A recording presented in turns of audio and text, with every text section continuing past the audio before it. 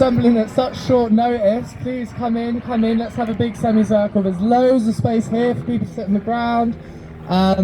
We're really excited at such short notice to say we've got a ex-professor from Hope University, Michael, is it? Michael, and he's a background in Palestine. So yeah, big round of applause. Free Palestine! Free Palestine! Let's get the show on the road. I'm going to stand up, that's better. I'm a bit throaty, just come off the demonstration, so we'll see how we get on. So my name's Michael Lavalette. I used to work at Liverpool University, so this is a bit strange for me. I haven't done a lecture at Liverpool University since 2008, and then in 2009 I moved to Liverpool Hope University, where I was Professor of Social Sciences, Dean of Social Sciences up there. And one of the reasons I left Liverpool University all those years ago is because I was doing research in Palestine. And actually Liverpool University started to put a whole host of barriers in the way for me doing that research, whereas Liverpool Hope were quite keen for me to continue doing that, so that's why I moved up there all those years ago. I have no idea quite what I'm doing, except that somebody's asked me to do Palestine 101, so what I thought I would do, just very quickly off the top of my head, is that I'll try and give us a little bit of background. Please at any point stop, interrupt, put your hand out, do whatever you want. We'll take this in a sort of freestyle that we can. But I want to focus on three key agreements which shape contemporary Palestine, and they take us back just over 100 years. And you may know some, you may know all of them, but let's start with those. So there's three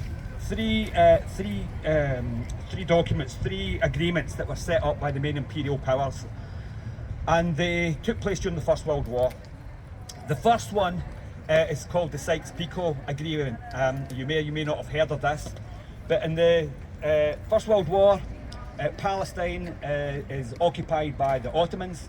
The Ottomans are on the side of Germany, and the British, French and the Russians, who are on the other side, get together and basically decide how they are going to carve up the Arab lands of the Middle East if they win the war. Why do they want that?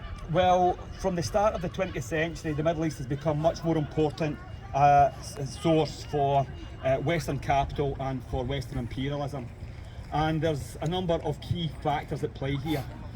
So the first one is, in 1908, the first oil production comes on in what we would call Iran today, but it's very quickly followed across Iraq and in the Middle East. It becomes clear that one of the biggest oil reserves in the world is under the Arab lands of the Middle East, and all the main imperial powers want to get their hands on oil. It's becoming clear that oil is going to become the commodity of the 20th century.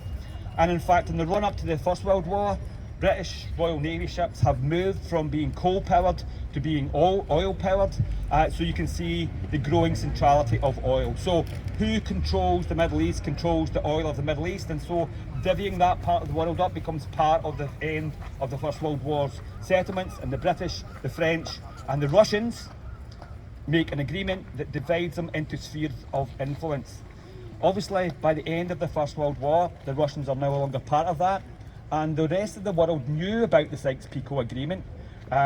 Sykes was a British general, civil servant, Picot was a French civil servant effectively, and the rest of the world knew about this because revolutionary Russia, after 1917, went into the archives, got these reports and told the world about this. It was Leon Trotsky was the person who told the world about the agreement to carve up the Middle East. So that's one reason. Oil is central, but there's more than just oil. The second reason is the importance of the Suez Canal in this part of the world. Now, the Suez Canal remains crucially important to world capitalism today. If you remember when that ship a few years ago got stuck in the Suez Canal, and the consequences of that for the production lines and all around what modern capitalism was huge. So the Suez Canal has been vitally important. Suez was opened in the 1860s by the French. It very quickly became important for the British and the French because it became the shortcut, effectively, to the jewel in the British Empire. The jewel in the British Empire was India. Before the Suez Canal, to get to India, you had to leave Britain and you had to go down the west coast of Africa, round the bottom of the Horn of Africa, all the way up the eastern seaboard of Africa, then into Yemen, Aden, and then across to India.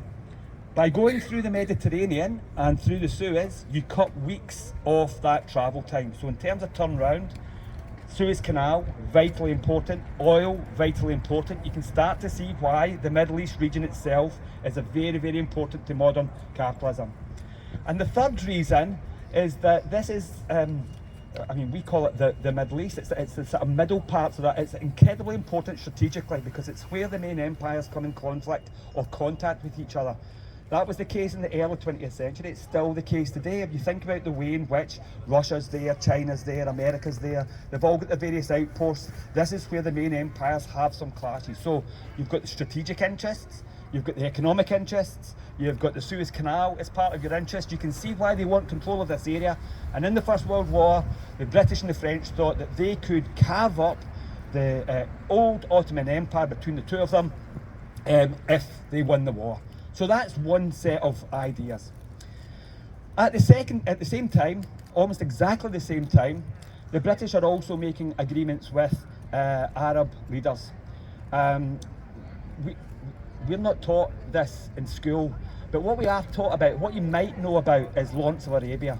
And the story of Lawrence of Arabia is of the British colonel who goes to foment rebellion amongst the Arab peoples against the Ottomans.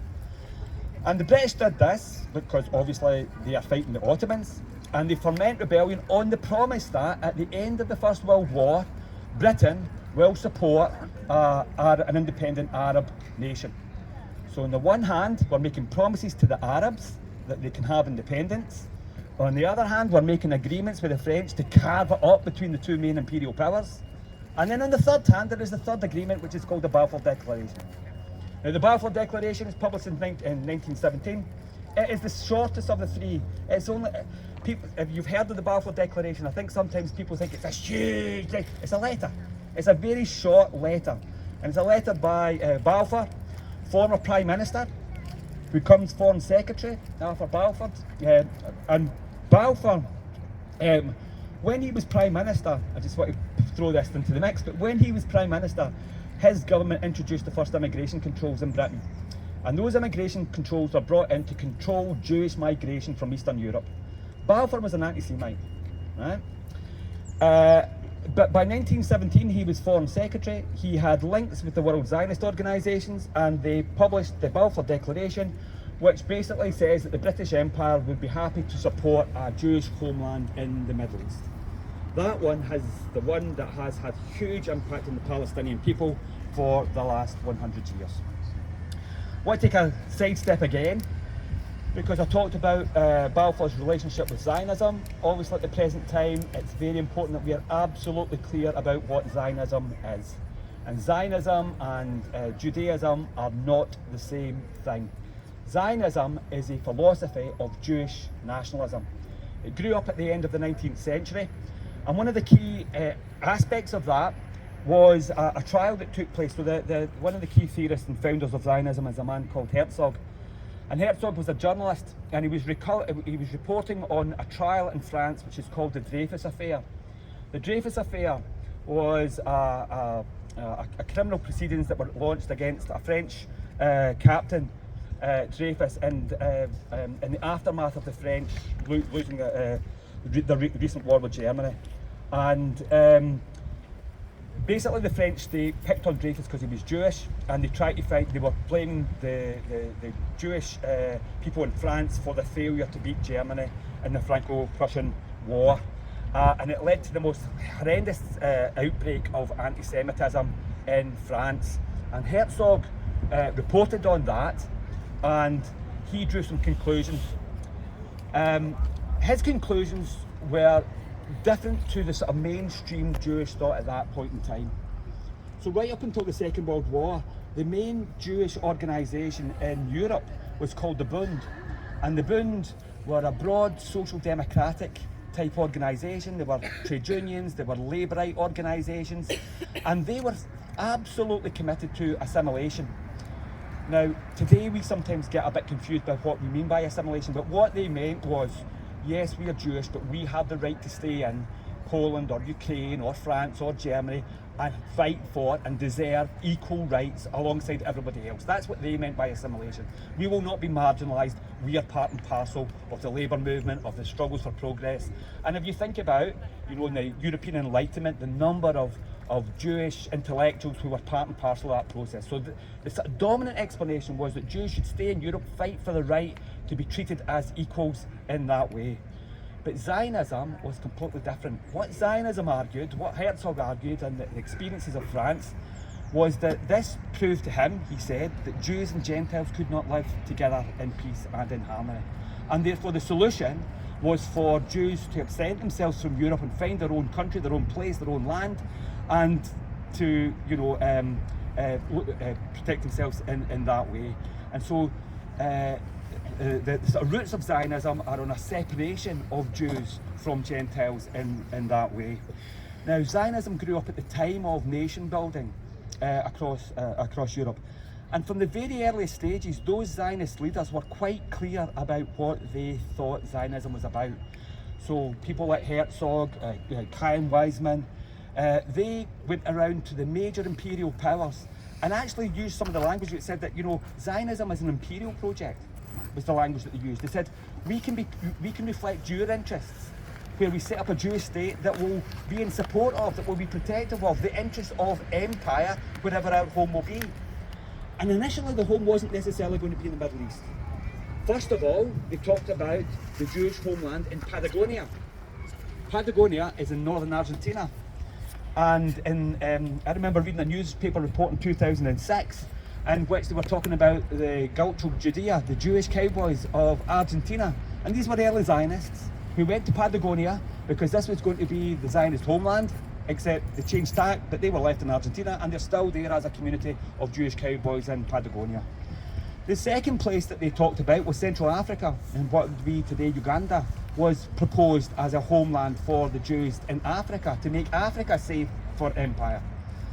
But Herzog and the other leaders gradually came round to the idea that they should make their homeland Palestine because it spoke to ancient historical stories from the Torah and from ancient Jewish history in that way. So it wasn't always going to be Palestine, but they focused on Palestine itself. And therefore, and from the very beginning, Zionism sold itself to the main imperial powers. They actually went round to all the main imperial powers, trying to get the support from them all. And the greatest victory for them was when the biggest imperial power at that time, Britain, put out the Balfour Declaration, where Britain guaranteed their support for a Jewish homeland in the Middle East. So we have Britain, and isn't it interesting, whenever we look at the problems of the world, wherever they are, very often at the root of it is how, frankly, we've fucked things up for people in the colonial world in that way. And it's the same in Palestine. We could do the same if we were thinking about the conflicts in India, between India and Pakistan, over Kashmir, you know, and place after place after place, you know, the way that the British ruled and the way that we left those places is at the heart of contemporary problems in our understandings. So we have these three agreements. We have one, the Balfour Declaration, promising a homeland for Jews in the Middle East. We have the Hassan McMahon Correspondence, which promises liberation for the Arab peoples as long as they join us and fight with us, and we will support your homeland. And overarching that, we have the Sykes-Picot Agreement, where the British and the French basically carve up that part of the world between them. At the end of the First World War, it's the Sykes-Picot Agreement is the one that effectively comes into place. And under that, you know, if you look at the map of North Africa and Middle East, you can tell that I don't come from Liverpool or indeed from Preston. I come from Glasgow. But when I drive home, you go between the borders in of England and Scotland, and the borders jagged lines. It follows this river. It goes round this hill. It goes through this wood. That's what borders are like. And then you look at a map of North Africa and the Middle East, and it's all straight lines, and you think, my God, the rivers must run incredibly straight in these countries. Or the British and the French start with a ruler and divide it between the two of them. And of course that's exactly what happened. And therefore, if you look at North Africa going into the Middle East, then you have Morocco, French, Algeria, French, Tunisia, Italian actually at the outcome, Egypt, Britain. Then you go through Lebanon, French, Palestine, British mandate, Iraq, Britain, Iran, Britain, Saudi and Kuwait, Britain. can see the way in which the two of them divided the whole area in between them. And it followed more or less the outline that they had agreed in 1916, 2 years before the First World War had ended. So those things then mean that Britain then has what's called the the League of Nations mandate for Palestine. The League of Nations comes into being after the First World War. The revolutionary Lenin said that the League of Nations was like a butcher's kitchen. These were the victors of the First World War, divvying the world between them. But the League of Nations in 1921 gives the various mandates out, and Britain becomes the mandate for Palestine. It's given the mandate for Palestine. What that means is that Britain takes direct control of Palestine, and under British control of Palestine you see a significant increase in Jewish migration from Europe to Palestine itself.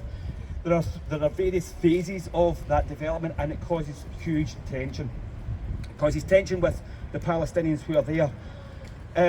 The famous Palestinian historian and activist Ghassan Kanafani, who was murdered by the Israelis. Him and his niece were murdered in Lebanon in 1972, actually. But he wrote the first and a really very important, you can get it on the internet, a very important history of the Palestinian uprising of 1936 to 1939. And he talked about what happened to the Palestinians in the interwar period. And he said the problem is that the Palestinians have always had three great enemies. He said, first of all, there is the enemy of imperialism and the way in which they want to divide the Middle East and the consequences that has on the people. Secondly, there is the problem of Zionism and the way that has impacted on the Palestinians. But the third one is the way that they are constantly betrayed. The Palestinian people are constantly betrayed by the rich, by the powerful, by the states of the Arab countries themselves. Right? So those things are quite important, because in the interwar period, Jewish migration from Europe into Palestine, and the Jewish migrants through the Jewish National Fund purchase land from Arab landowners. Now it's important that we say that they purchased, in most cases they purchased the land, but they did so from Arab absentee landlords. And the Palestinian peasants who had worked that land for centuries were then expelled from their lands and kicked off the land. So they and their families had worked that land for centuries, for generations, but formally ownership left with rich absentee Arab landlords. They sold it, they were evicted, and the Palestinians themselves are then evicted into the towns and cities looking for paid labour in places like Haifa or Akka and the growing towns of Palestine in the 20th century. You can imagine the tension that creates then, where people are expelled from their land as part of that colonial expansion. And the Palestinians respond. There are two great uprisings of the Palestinian people in the interwar years. In 1928-29, there's what's called the Al-Barak uprising, put down brutally by the British. In Akka prison is the famous place where Palestinians are arrested and hung in large numbers by the British authorities. And then the most important uprising is between 1936 and 1939. I always think 1936 to 39 is really interesting, because I don't know how many of you do history or know much about European history or are from the left in Britain, so I'm from left. If somebody says to me about 1936 to 39, I think of the international brigades and the struggle in Spain. But at the exact same time, 36 to 39, there was the second biggest uprising against the British Empire, and that was in Palestine. The first was in Ireland in the immediate aftermath of the First World War, and Ireland gains its freedom. But the second one is 36 to 39. And in the midst of that, starts off with a 6 months general strike. It then moves into an armed struggle. And in the central zones of Palestine, central zones are places like Ramallah, Nablus, Jenin, Tulkarem, Qarqilia. Actually, the Palestinian people liberate themselves from the British and set up their own organs of control. Not surprisingly, or you'll not be shocked to find out, that what happens is that the British respond in the most vicious fashion. And it's quite interesting, because they put in place a series of regulations to control the population, and most of those regulations to control the population remain in place in current Israel. So, the very first time that human shields are used in Palestine, it was by the British in Nablus. This is common for what the Israeli forces do to Palestinians today, but the first was by the British. The Israelis destroyed people's homes in forms of collective punishment. The first people to do that were the British in 36 to 39. The Israelis had something called administrative detention. We set that up. We did it in Ireland. It was the British that set up administrative detention without trial in 36 to 39. So on almost all the things that we think are the most brutal forms of Israeli repression of Palestinians, and their roots are in 36 to 39 and what the British Empire did during that period. They bombed, they used the RAF, they used poison and gases, they destroyed towns, and eventually, after 3 years, they defeated the Palestinian liberation movement at that time. As they did it, as they carried out that, they also recruited from the European settlers, the Jewish European settlers, they recruited to their armed forces legions of those settlers. So British troops and settlers manned checkpoints, went into people's homes, blew up people's houses. So they were training, if you like, a paramilitary force to put down the Palestinians, who would then come back to haunt the British, because between 1939 and then 1947, with a slight lull by most of the organisations during the high point of the Second World War, those Jewish forces turned against the British to fight to evict the British from what they hope will be the state of Israel.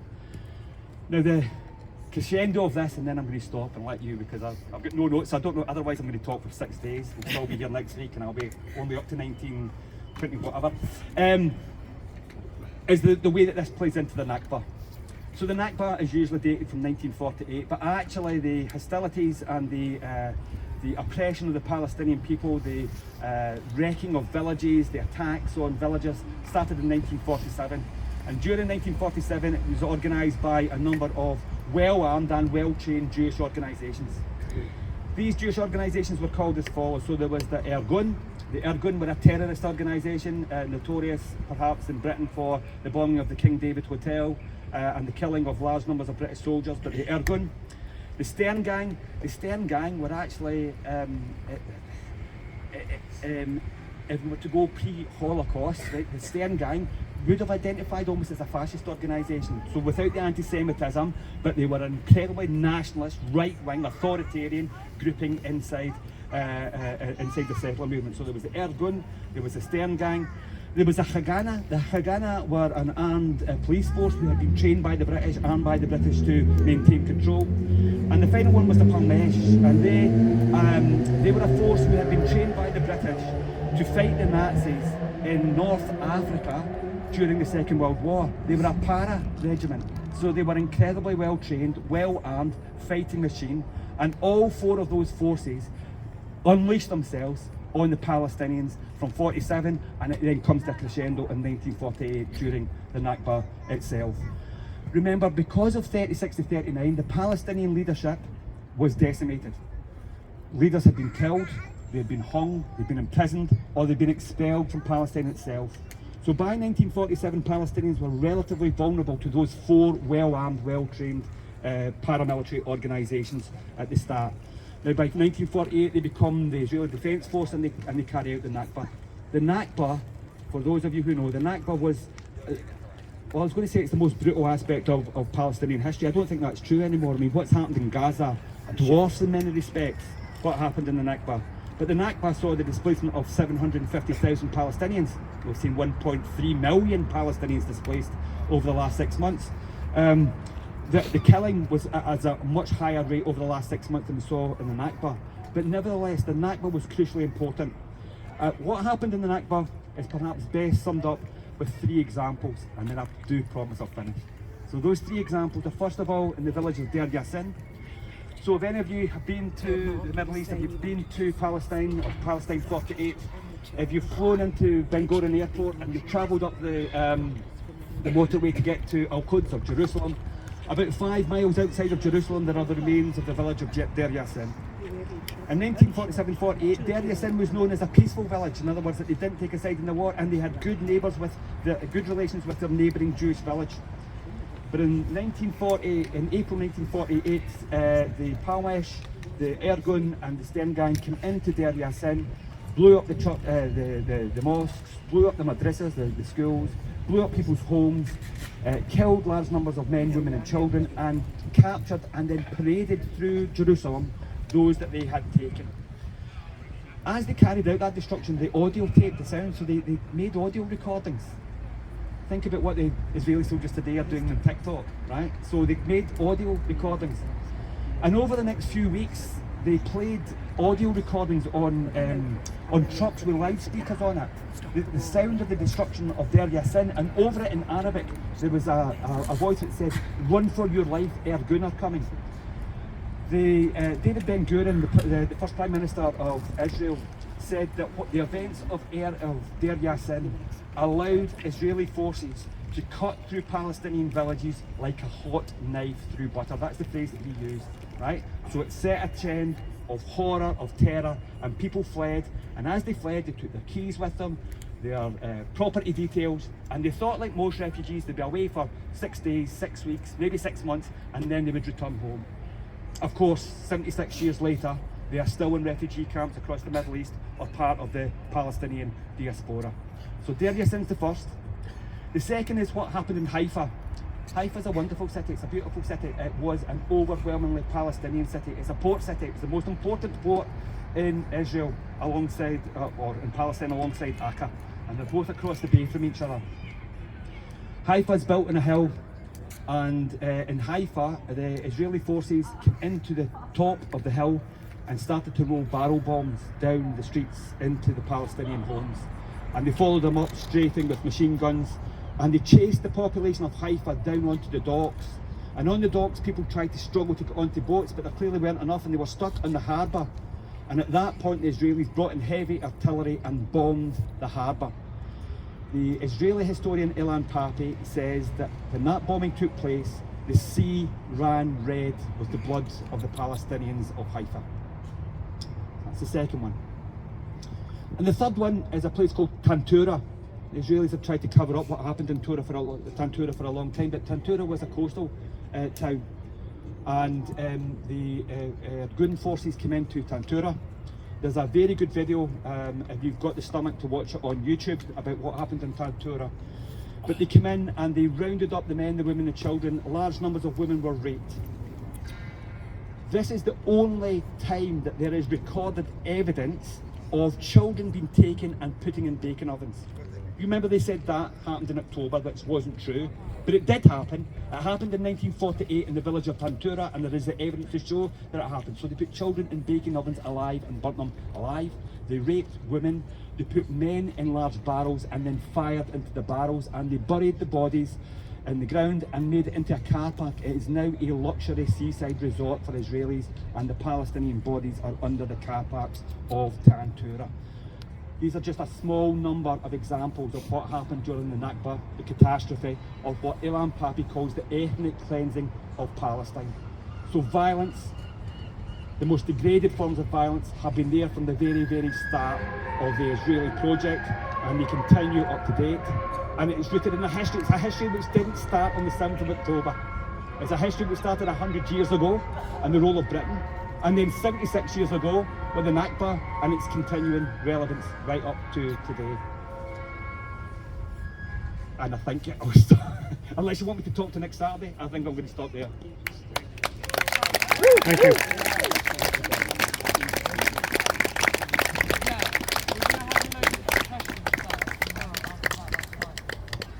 Okay.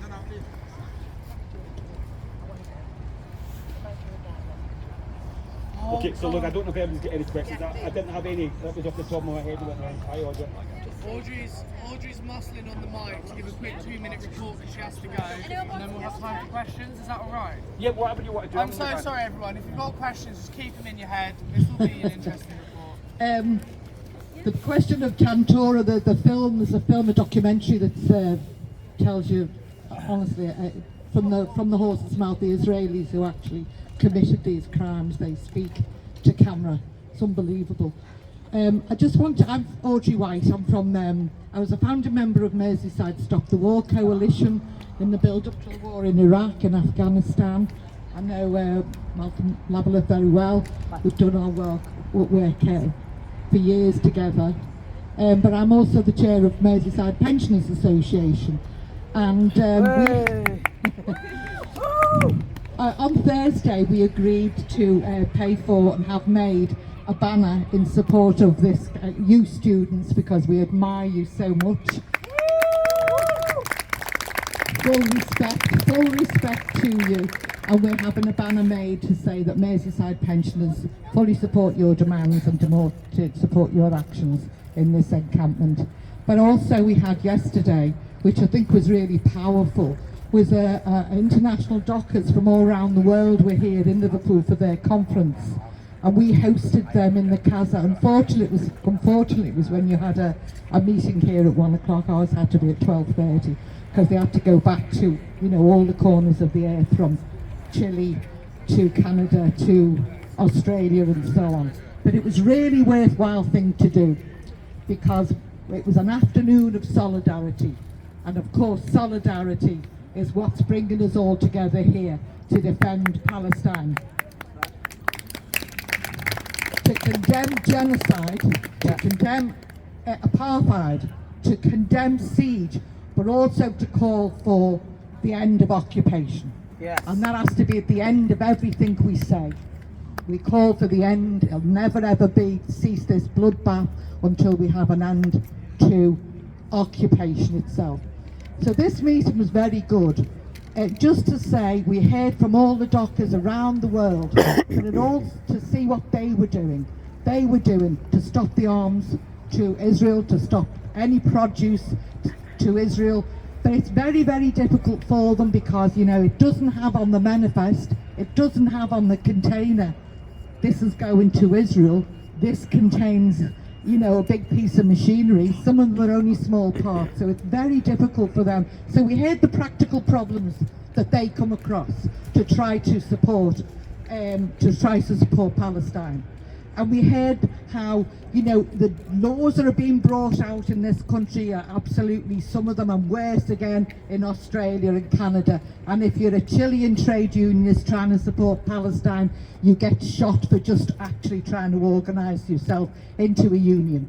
So it was really good, because what you think, the real power is us here, is you, the youth, but it's also the trade unions who can actually physically stop these things from being moved. So it was good to infuse them, if you like, with the solidarity from Liverpool, with the solidarity from all of you here, which we were talking about, but also to put pressure on our own unions in this country, who were very, very slow in coming to the party, absolutely holding back. In fact, my union, Unite, which is, you know, represents loads of workers in the arms industry, is basically saying, you know, we've got to project jobs. Well, you do have to project jobs, because they are workers. We do defend workers, but you have to find a way that we finance those people if we want to call them on strike, that we make sure that they don't suffer too badly. But let's face it, the library workers have been on strike for 8 weeks for a £1,500 cost of living rise. So, you know, we have to make a stand, but we also have to support those workers. So it was good to put pressure on our unions. I think it was a good thing to do, and I think they will feel that pressure. This makes them feel that pressure. Everything we do for Palestine makes them feel that pressure. And I think the more unity we have with all of the groups, with all of the different elements who can be effective in whatever way they can. We're pensioners. We have a power in that we don't care anymore. We do not give a shit. We just go, well, hang on, we've been fighting all our lives. We've risked our jobs, we've been blacklisted, many of us. We've lost our futures. But what we've gained is solidarity, and what we learned yesterday was international solidarity, which, don't get me wrong, it exists and it's growing all around the world. You know that when you look at all the demonstrations, when you look at all the encampments in every university in America, in every university that's spreading around Europe, that's spreading around this country. So we've got to be positive. We have to be positive, because the reality is, if we don't, we are drifting into barbarity. And if we want to avoid that world, a world none of us want, we have to unite with all together. all of us, every age, old and young, which is, I think, is wonderful. You've no idea how happy we are as the pensioners to see what you're doing here. Full respect to you and solidarity.